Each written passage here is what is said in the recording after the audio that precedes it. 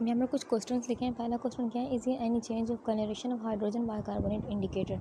क्या मतलब हुआ इस सवाल का? इस सवाल का मतलब यह है कि हाइड्रोजन बाइकार्बोनेट इंडिकेटर का रंग में कोई तब्दीली होती है इस प्रोसेस के दौरान? बिल्कुल होती है, क्योंकि हमने देखा जब कार्बन डाइऑक्साइड का लेवल जैसा था, ज़्यादा था, कम था या मॉडरेट था, तो उस हिसाब से क्या क्या हाइड्रोजन बाइकार्बोनेट ने रंग तब्दील किया। ठीक है, तो इसका आंसर हम क्या लिख सकते हैं? जी हाँ, हाइड्रोजन बाइकार्बोनेट इंडिकेटर के रंग में तब्दीली होती है। रंग का चेंज कार्बन डाइऑक्साइड के लेवल के हिसाब से होता है। ठीक है, सेकंड क्वेश्चन है, what account for these changes. ये तब्दीलियाँ क्यों होती हैं, रंग तब्दील क्यों हो रहा है? इसका जवाब हम क्या लिख सकते हैं कि इंडिकेटर का रंग जो होता है कार्बन डाइऑक्साइड के अमाउंट के हिसाब से बदलता रहता है। येलो जब होता है इसका मतलब ये होता है कि क्या है, हाई कार्बन डाइऑक्साइड लेवल है, हाई कार्बन डाइऑक्साइड लेवल है, यानी कि रेस्पिरेशन की वजह से। ठीक है, अगर ऑरेंज होते तो हम लिख सकते हैं कि मॉडरेट कार्बन डाइऑक्साइड यानी कि दरमियाना कार्बन डाइऑक्साइड का लेवल है, थोड़ी फोटोसिंथेसिस हो रही है, थोड़ी रेस्पिरेशन हो रही है। रेड, ठीक है, रेड जब होगा तो मतलब लो कार्बन डाइऑक्साइड लेवल है फोटोसिंथेसिस की वजह से। ठीक है, पर्पल एटमॉस्फेरिक लेवल है, नॉर्मल कंडीशन। इन शॉर्ट अगर हम बात करें तो हम ये लिख सकते हैं भाई, रंग का चेंज कार्बन डाइऑक्साइड के लेवल की वजह से होता है। जितना ज़्यादा कार्बन डाइऑक्साइड होगा उतना ज़्यादा हमारा इंडिकेटर कैसा होगा, येलो रंग का होगा। ठीक है, येलो रंग का होगा उतना ज़्यादा इंडिकेटर।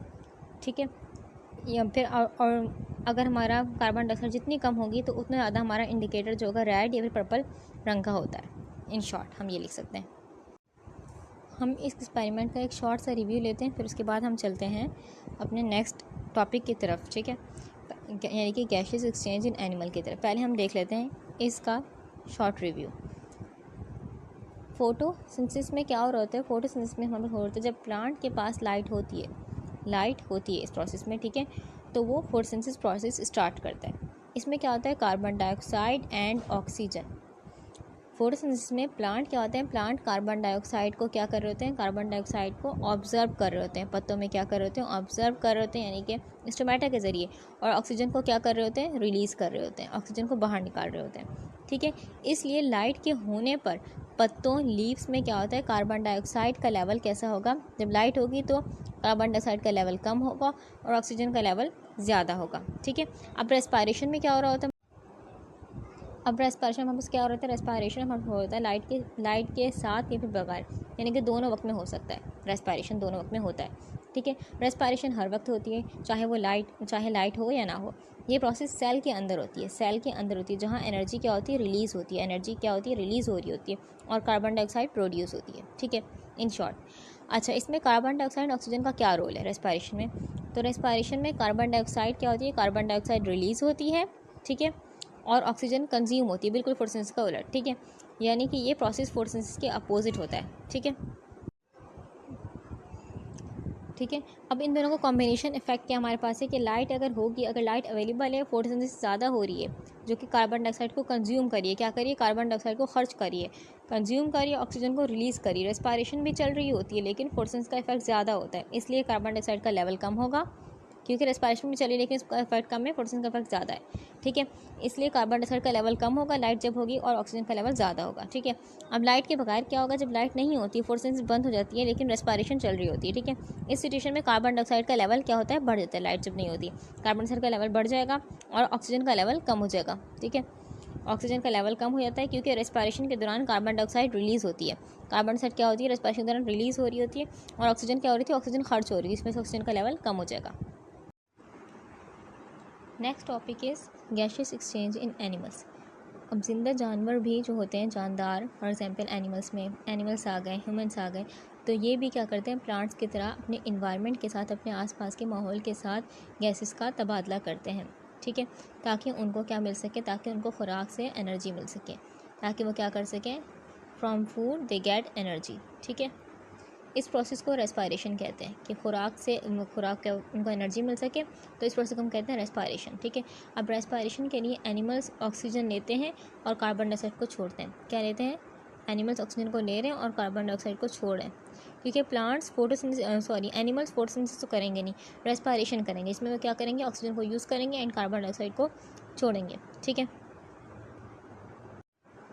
वो जानदार जो कि कहाँ रहते हैं, जो कि पानी में रहते हैं, पानी में रहने वाले एनिमल जैसे कि मछलियाँ हो गई हमारे पास, फिशेस हो गई। ठीक है, और ये क्या करती हैं, पानी पानी को अपना रेस्पिरेटरी मीडियम यूज़ करती हैं, पानी का रेस्पिरेटरी मीडियम यूज़ करती हैं। जबकि जो ज़मीन पर रहने वाले एनिमल्स वगैरह होते हैं वो क्या करते हैं, हवा के ज़रिए क्या करते हैं, हवा को अपना रेस्पिरेटरी मीडियम यूज़ करते हैं, क्योंकि इनके लिए क्या होगा, इनके लिए पानी में गैसेस होंगी, जबकि हमारे लिए हवा में गैसेस हैं। ठीक है।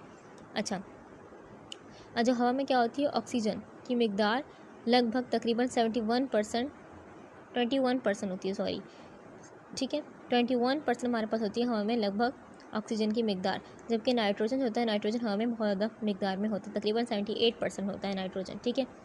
अब जबकि पानी में जो ऑक्सीजन होती है सिर्फ कितनी होती है, 5% होती है। तो ये 5% ही ऑक्सीजन यूज़ कर रहे होते हैं एनिमल्स। ठीक है। अब गैसेस का तबादला करने के लिए एनिमल्स के पास एक स्पेशल सरफेस होती है, जिसे हम रेस्पिरेटरी सरफेस कहते हैं, रेस्पिरेशन सरफेस कहते हैं। छोटे जानदार जैसे कि प्रोटोज़ोआ हो गए के लिए उनका प्लाज्मा मेम्ब्रेन ही रेस्पिरेशन सरफेस होता है।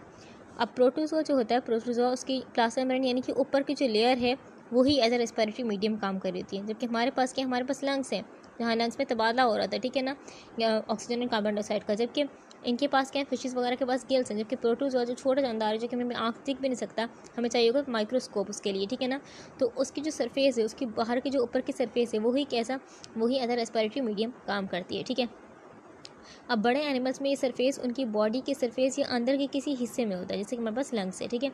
अब रेस्पिरेटरी सरफेस की प्रॉपर्टीज़ क्या क्या हो सकती हैं, रेस्पिरेटरी सरफेस की प्रॉपर्टीज़ क्या होती हैं। ठीक है।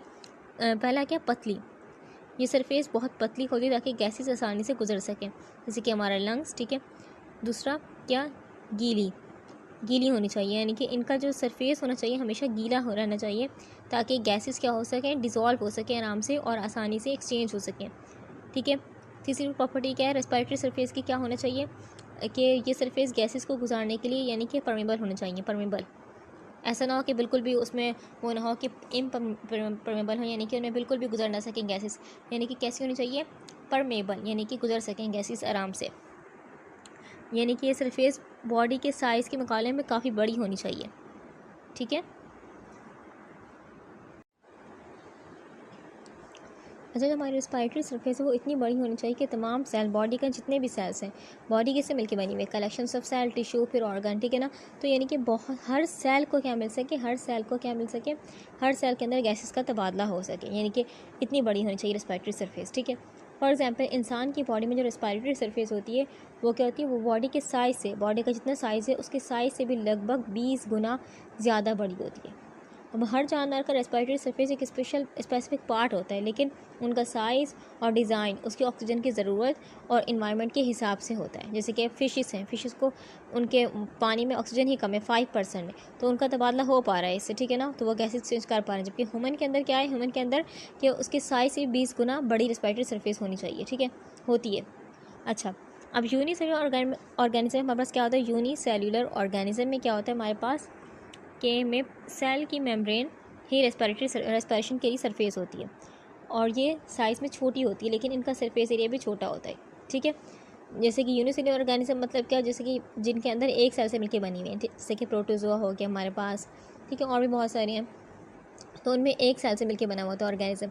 Next is multi cellular organism. Multi cellular organism में जैसे कि ह्यूमन्स हो गए, यानी कि बहुत सारे सेल से मिलकर बने हुए इंसान, जानवर, पौधे। तो ये क्या होगा, इंसानों में क्या होता है, इंसान जैसे कि ह्यूमन्स में लंग्स होते हैं, जो कि क्या होते हैं, जो कि एक बड़ा सरफेस एरिया प्रोवाइड करते हैं।